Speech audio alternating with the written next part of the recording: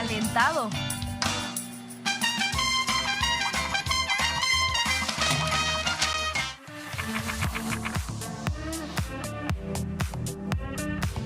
Quédate en casa, quédate en casa, quédate en casa. Esta tarde el exsecretario de Salud, José Narro, consideró que ha mentido respecto a las cifras. ¿Le ha mentido a México, secretario? Y a ver, cuénteme más, cuénteme más. Pues dice que hay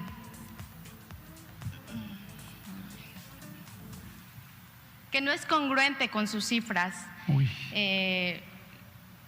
¿Por qué se van a aplicar estas 125,000 dosis solamente? ¿Solo hay capacidad para eso o por qué no aplicar ya las 250,000 dosis? Con mucho gusto. Lo que quiero es que lo vayamos razonando para que esto no se vuelva a presentar en titulares, en columnas, en preguntas repetidas.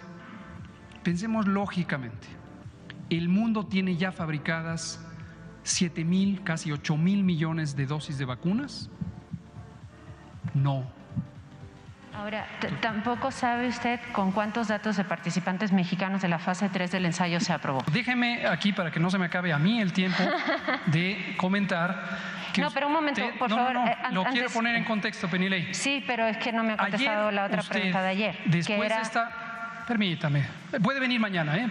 ¿Qué posibilidad se tiene de implementar las pruebas aquí para los compañeros reporteros, periodistas que venimos frecuentemente a las mañaneras?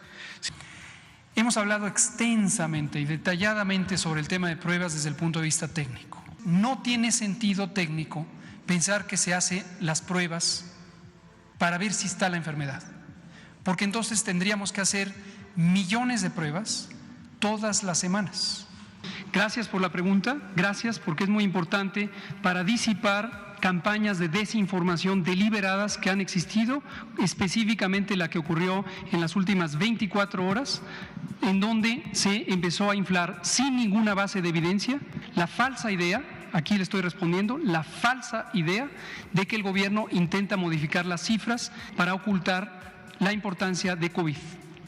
Si el jabón mata el coronavirus, ¿por qué no hacen vacunas de jabón? Gracias, Daniela. El jabón mata el coronavirus, sí, y por eso hay que lavarnos las manos continuamente. Entonces, lo que me da la impresión, Penilei, es que usted está tratando de llevar las cosas para desvirtuar la información que damos aquí al público, doctor, y eso no es correcto. Doctor Gatell. ¿Cómo se transmite el COVID? Así. ¡Achú!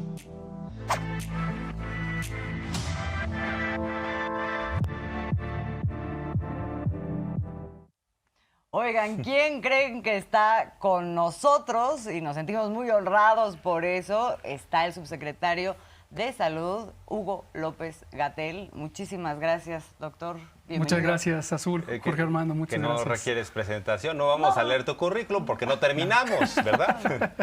Ya nada más con decir 451. 51 conferencias vespertinas. Conferencias vespertinas. Bueno, ayer Jorge Armando decía una frase, porque luego es poeta, de que recordar es vivir. Entonces, estábamos recordando y ahora lo estábamos viendo hasta despeinado, flaco. Exacto, más joven. Me veía, doctor. Pero fue un momento de la vida nacional muy intenso. Sí.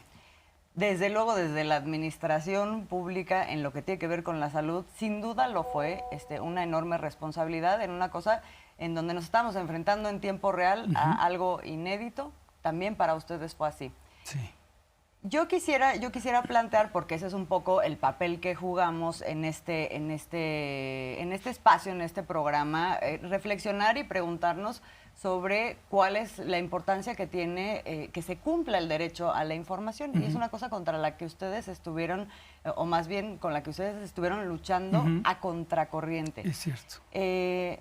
Doctor, ¿cómo se vivió desde adentro en esta circunstancia de ese gran reto que se fue descubriendo, que se tuvo que ir resolviendo sobre la marcha, tener que estar justamente a contracorriente de todo un universo mediático y de información que prácticamente iba en contra de la política pública. Cómo no. Muchas gracias por ponerlo de manifiesto.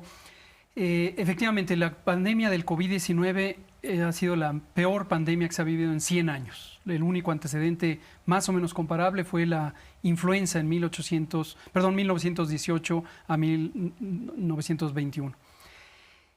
Vivir un fenómeno como este requiere necesariamente establecer un vínculo con la población para que el pueblo pueda tener los elementos de información, los elementos de juicio que le permitan tomar decisiones. Pero además, estas decisiones tienen que ser no solamente en lo individual, familiar, sino tiene que ser colectivamente lograr grandes cambios inmediatos de conducta, por ejemplo el confinamiento, que son situaciones urgentes para poder proteger al conjunto de la población. Por lo tanto, la comunicación de riesgos es una materia técnica bien definida como las funciones, en parte de las funciones de salud pública, requiere un ejercicio riguroso, continuo y de enorme sensibilidad hacia las necesidades de la población. Ahora, ¿cuál es la contraparte que vivimos? Lo vivió buena parte, si no es que todos los gobiernos del mundo, y se ha vivido en otras pandemias. Pero en el caso mexicano es por demás destacable que tenemos un predominio de la prensa corporativa. Como lo ha dicho el propio presidente, la enorme mayoría de los medios de comunicación, en radio, televisión, prensa escrita, redes sociales incluso, están al servicio de pequeños grupos, pequeños numéricamente, pero muy poderosos económicamente, grupos corporativos que están siendo ahora, se sienten víctimas de un proceso de transformación que vive el país. ¿Por qué razón? Porque se quitan privilegios, se le quitan espacios a la corrupción donde antes vivían y nadaban estos grupos corporativos.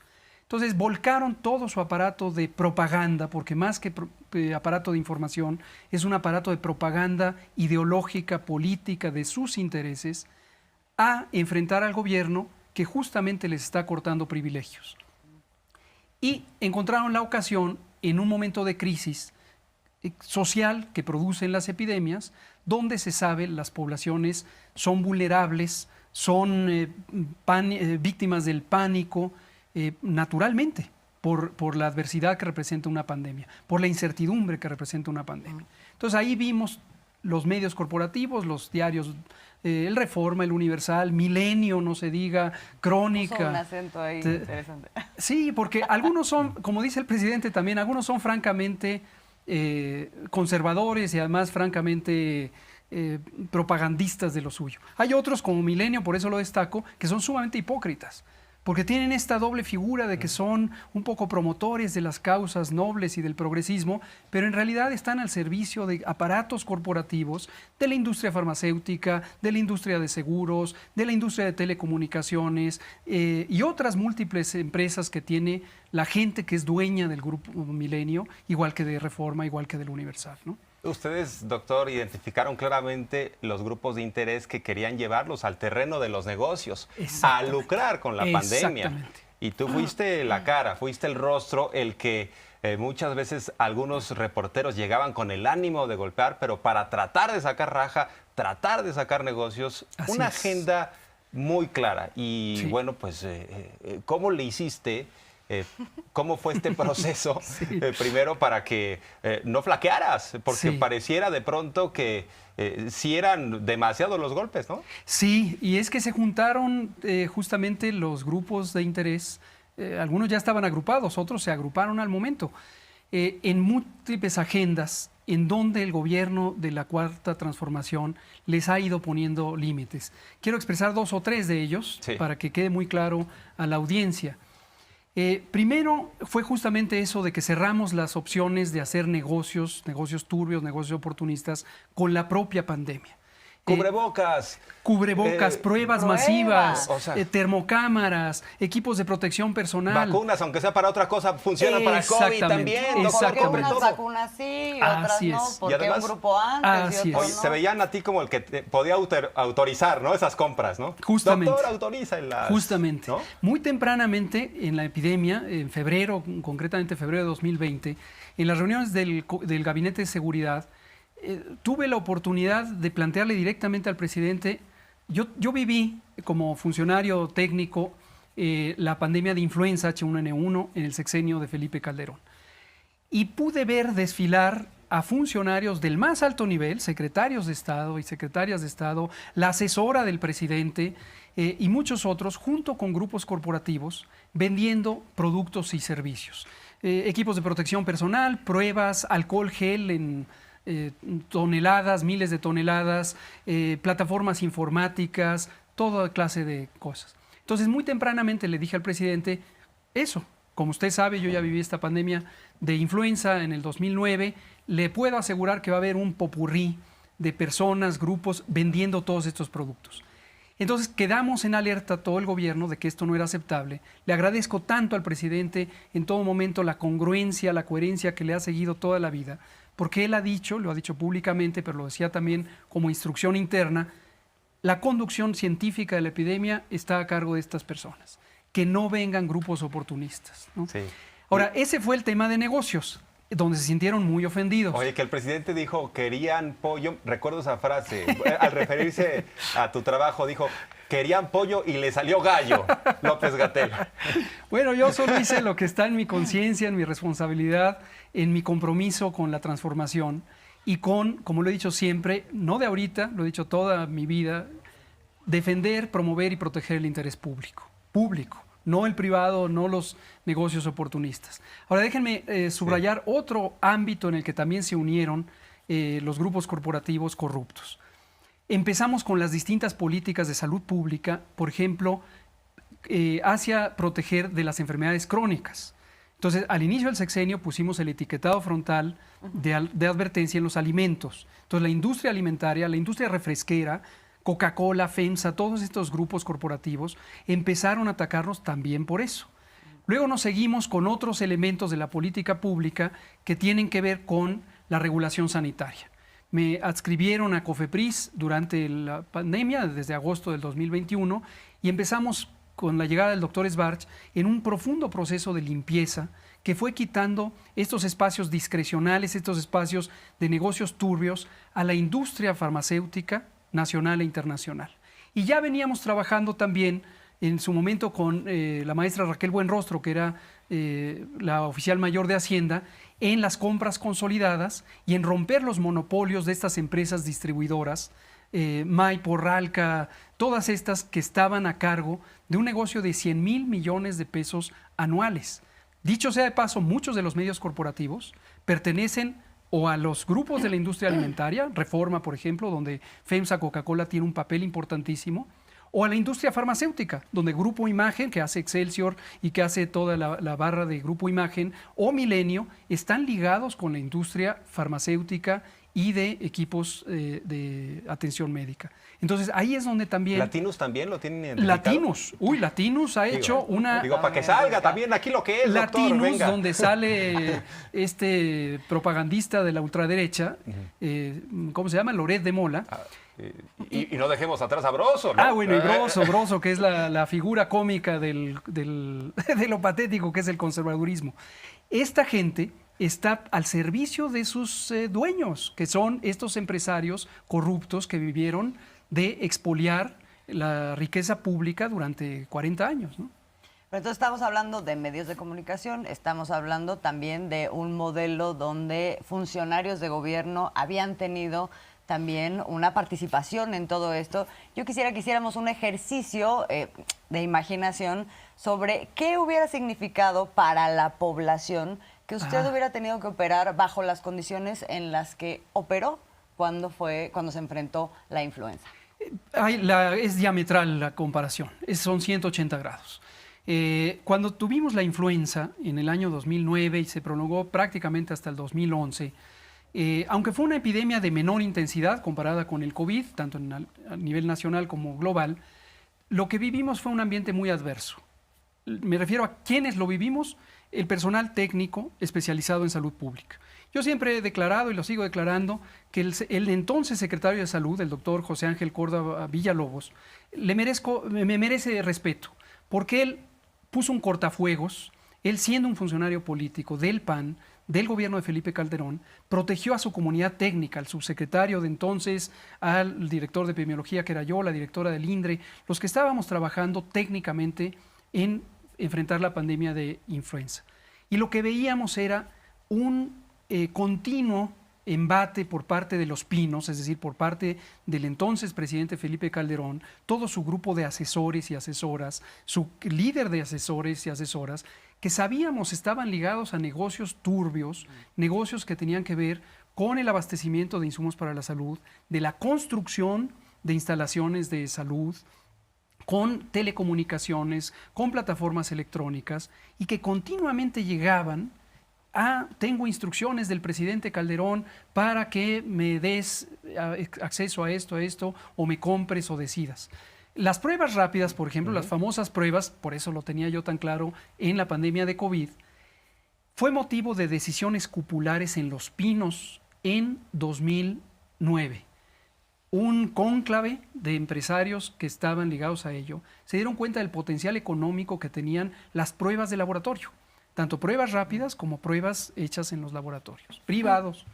Y entonces lo que querían imponernos que compráramos esas pruebas. Y había una discusión técnica a nivel de la OMS, a nivel de los Centros de Control de Enfermedades de Estados Unidos, donde participábamos nosotros, y había una reflexión clarísima de que eso representaba un riesgo para el manejo de la epidemia, porque las pruebas rápidas eran muy imperfectas, como lo fueron prácticamente todos los primeros 2 años del COVID, y podían llevar a decisiones incorrectas, un falso positivo, un falso negativo, que dañaran la salud o mataran a una persona. Y eso lo volvimos a ver en COVID, pero no en el gobierno federal. Ahí tuvimos el apoyo del presidente, que siempre respaldó decisiones técnicas, decisiones científicas, en contra de todo ese oportunismo.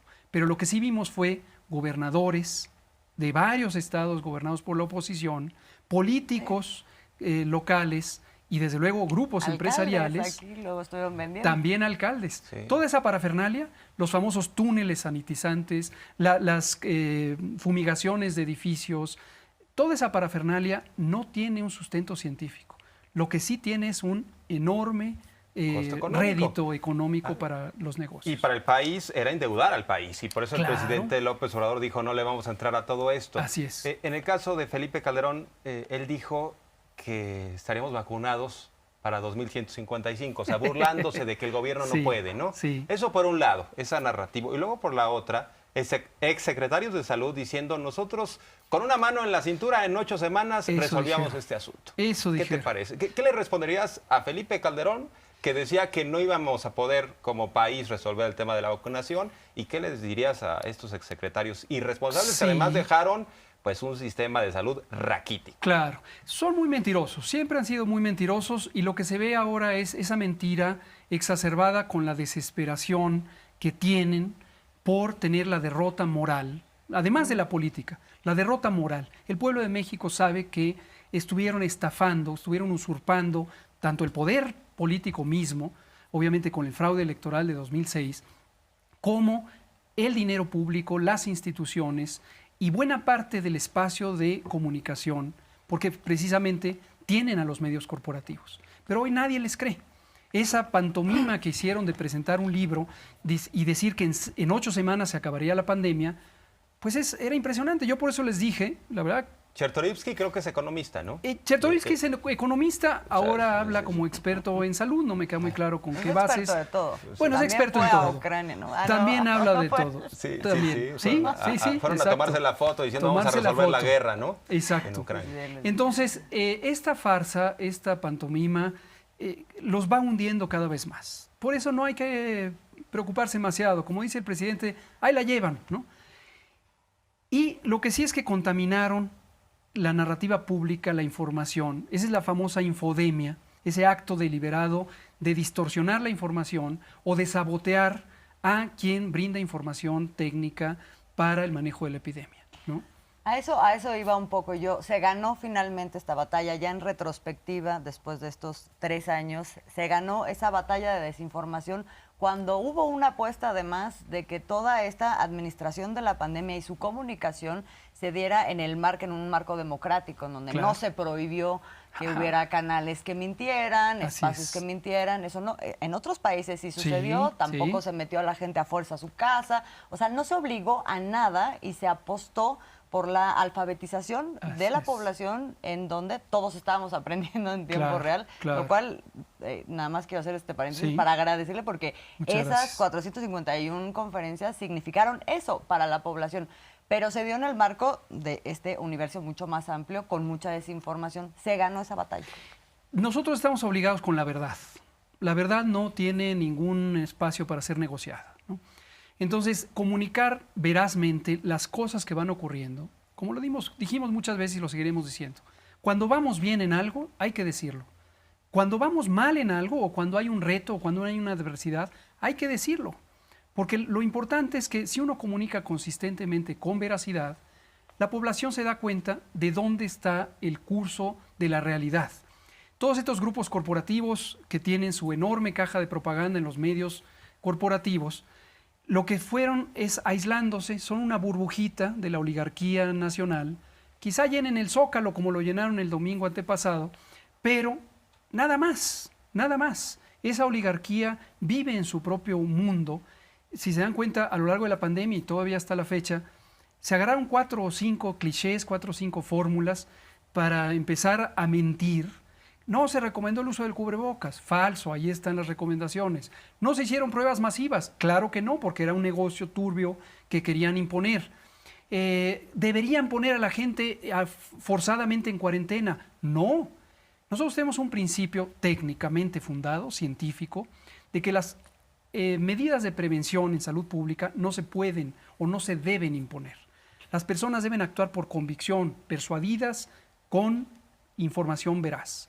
Y así lo hizo el pueblo de México. Es enormemente satisfactorio ver un pueblo responsable, solidario, atento, que el uso del cubrebocas en México, debajo de 4 o 5 países asiáticos que son famosos por su apego al cubrebocas, el que sigue es México, muy por encima de los países europeos, de Estados Unidos, y no se diga de países en América Latina. Jamás, por convicción, jamás impusimos esas medidas. Ni el confinamiento, ni el uso de cubrebocas, ninguna de esas cosas. Y ahí es donde decimos, converge la ciencia de la salud pública con una visión política libertaria, social, de justicia, que tiene el presidente López Obrador y con la que estamos muy comprometidos todo el gabinete. Están tratando de separar lo público de lo privado. Sin embargo, Así este es. proceso ha sido complejo, espinoso. Sí. Recientemente vimos que en la COFEPRIS hubo una acción incluso de la Armada de México porque había funcionarios que estaban pasando información a las farmacéuticas. Es decir, es un proceso inacabado. Así es. En el caso de la vacunación, ¿fue un acierto haberla dejado en manos del Estado mexicano y que no se pusiera a manos del libre mercado, entre comillas? Porque uno no quiere pensar cuánto habría costado una vacuna que le pusiera a un particular, ¿no? Claro, A uno. ahí va mi pregunta de qué hubiera sido, qué hubiera Totalmente. pasado ahí, Estamos convencidos que fue una de las acciones más relevantes. El mantener en las manos públicas, en la protección del interés público, la vacunación. La vacuna es un bien público. Aunque uno tenga que comprarla en manos privadas, porque desafortunadamente también en el mundo hay concentración de la riqueza y hay acaparamiento, y la enorme mayoría de las vacunas estuvieron en muy pocos países adinerados, en Estados Unidos, en Canadá, en Europa Occidental, mientras que todo el continente africano y vastas regiones de Asia y la mayoría de los países de América Latina y el Caribe no tenían acceso a las vacunas. Entonces teníamos que defender el interés público también, manteniendo un control de justicia social para el uso de las vacunas. El plan técnico que formulamos, y nuevamente vuelve a entrar en convergencia la ciencia y la técnica con una visión social de la política, del gobierno, definimos los grupos de edad como factor de riesgo. Eso la ciencia lo dejó en claro. Definimos también la vulnerabilidad social y entonces fuimos priorizando para que ningún rincón del país, por apartado, marginado, remoto que fuera, se quedara sin vacuna. Y ahí es donde empezamos a ver la histeria también de los grupos, no solamente de corporativos, sino ideológicamente conservadores. ¿Por qué no me llega a mí la vacuna si yo estoy viviendo en las lomas? Señor, porque hay campesinos en la Sierra Norte de Puebla que tienen un riesgo que es 15 o 40 veces mayor que el suyo. Por eso no le llega la vacuna. ¿Recuerdas que Darío Celis dijo que el presidente se había vacunado en privado con la vacuna china? Es un eso mentiroso. No sucedió, doctor. Por supuesto que no ocurrió. Y por eso al presidente le dio COVID con ciertas dificultades. A mí mismo, 2 semanas después de que enfermó el presidente, a mí me dio COVID, yo estuve hospitalizado. 6 días porque yo no me había vacunado. Obviamente los funcionarios no nos vacunamos. La esposa del presidente no se vacunó. Hasta que le tocó, por edad, o al presidente por edad y por su condición de riesgo, por un par de enfermedades que padece. Ahora déjenme subrayar, es tan perversa la visión egoísta del conservadurismo que entonces acudieron a la rama judicial. Esto lo digo a propósito de la exhibición que hoy está haciendo el presidente de los enormes vicios del sector del Poder Judicial. Los amparos. Tuvimos más de 50,000 amparos. Y esos 50,000 amparos representan el egoísmo, el individualismo, la falta de conciencia colectiva que tienen estos grupos de interés. Auspiciados por los partidos políticos de oposición, en particular el PAN, auspiciados por despachos de abogados para quien además les resultaba un lucro directo, porque cobran obviamente por esto. Y entonces en esos amparos, cuando estábamos vacunando en la etapa de personas de 70 años y más, querían que vacunáramos a un muchacho sano, bien comido, que vive en la Ciudad de México y que tenía 16 años. ¿Cuál es la lógica de eso? Oye, además te denunciaron ante la FGR, si mal no recuerdo. Tengo 10 denuncias penales, 10. Ahorita ¿Denuncias ya solo penales? Penales. Ahorita ya solo 6. 4 ya se les cayeron por obvia resolución, pero por procedimientos que se analizaron, pero donde los alegatos son que no recomendé el uso del cubrebocas y entonces yo maté a todas las personas que murieron de COVID, o que no hice las pruebas masivas, etcétera. O sea, viven en otro mundo, viven en una fantasía. La burbuja les llamaba yo en las conferencias. Se nos pasó factura como sociedad y Sí. sobre todo del régimen neoliberal, porque teníamos un sistema de salud raquítico, o sea, no había hospitales, no había camas, no había Así es. posibilidad de atender a los Es enfermos. correcto. No teníamos la posibilidad de generar una vacuna. Es correcto. Y además el tema de la obesidad, Exactamente. todo esto. Nos pasaron la factura. Nos pasaron completamente la factura y creo que eso es muy importante que siempre nos quede en la memoria, en la conciencia. Nos pasaron la factura en 3 elementos estructurales mayores. La desigualdad social, que se agravó con el neoliberalismo. 6 de cada 10 personas en México viven sin tener las condiciones básicas de vida, incluyendo alimentación y muchas otras cosas.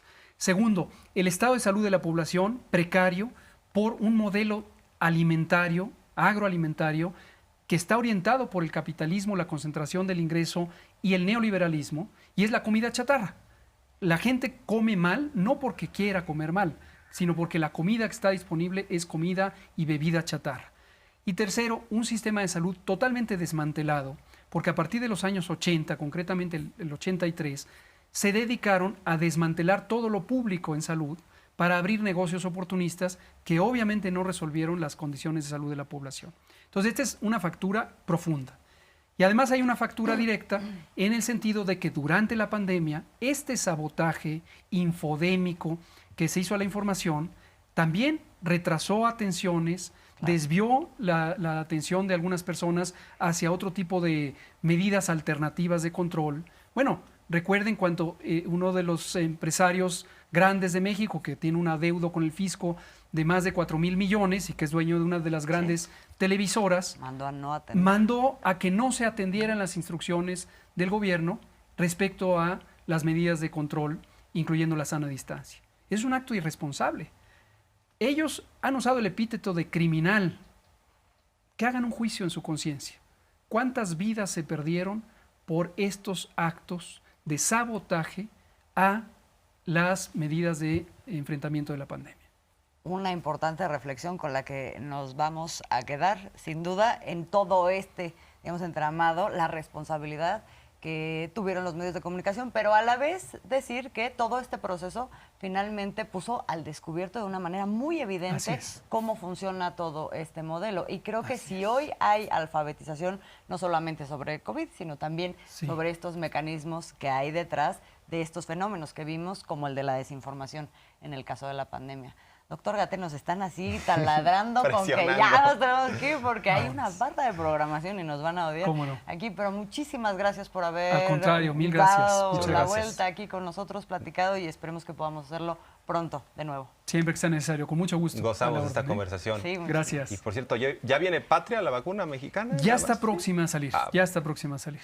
Bueno, pues y aquí estaremos informando, desde luego. Doctor Gatell, muchísimas gracias. Gracias.